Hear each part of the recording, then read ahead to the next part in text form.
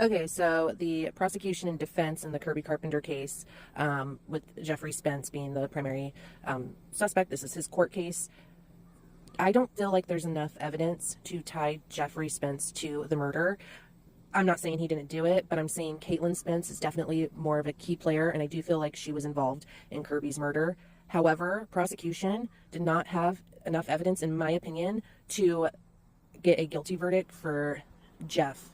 What is odd to me is they had break-ins at the National Guard Armory with Kirby's belongings, and then they moved it to the lawyer's office. They had break-ins that evening as well when it was moved, and they have no suspect. They don't know what happened, and they are trying to tie this murder to Jeff, and there's no evidence, though. It's all circumstantial.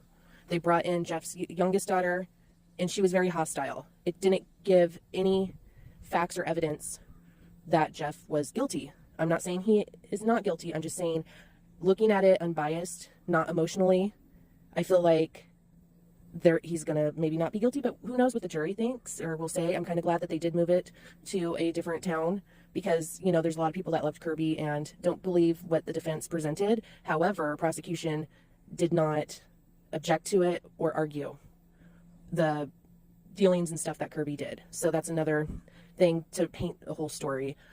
So yeah, we shall see. They are going to do their closing statements on Monday, and the jury will deliberate.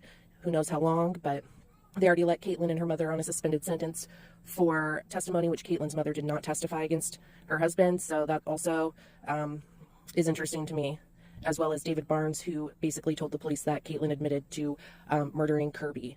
They did not bring him in for testimony either. So yeah, it was definitely odd.